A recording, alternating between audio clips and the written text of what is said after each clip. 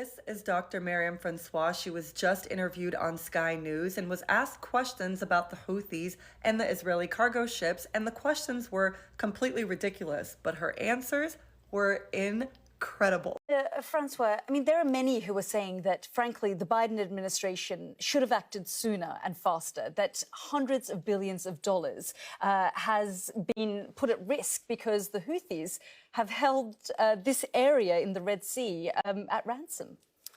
Sorry, so just let me get this straight, Yalda. So we are bombing the poorest, one of the poorest countries in the world that has been under a humanitarian blockade. There has been famine. These people have been decimated, and we are bombing them because a couple of guys in dinghies in support for the Palestinians who are having a genocide committed against them. They're objecting to that, and we're bombing them. Come on now. I mean, this is just an insane world for us to even think. I'm so sorry your Amazon packages are delayed. I really am. Like, I wish mine came on time.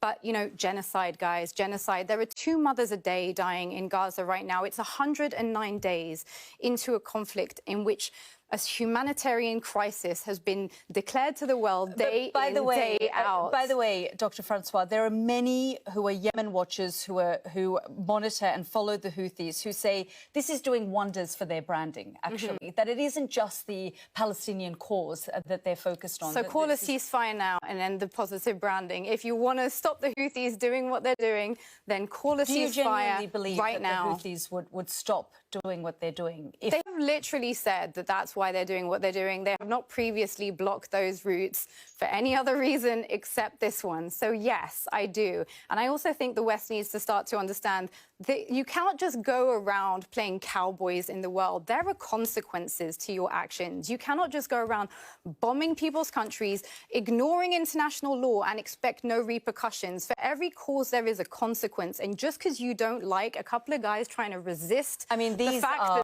now prescribed terrorists. Sure, according to Western governments, well, they are also according to the Yemeni people, because they've which is a Saudi-backed government, which is essentially our. But the Yemenis who live, you know, under Houthi rule talk about the fact that this group continues to terrorize them as well. Yeah, I'm no fan of the Houthis, apart from when they're blockading in favour of a ceasefire, which should have been called a long time ago. 25,000 people are dead in Gaza right now. There are over 60,000 people injured with no access to food, water, aid. How dare we have a conversation about trade when there are children right now being treated without anaesthetic? Well, there are things that require us to make some sacrifices, and this would be one of them. They do have the global economy, global markets hostage.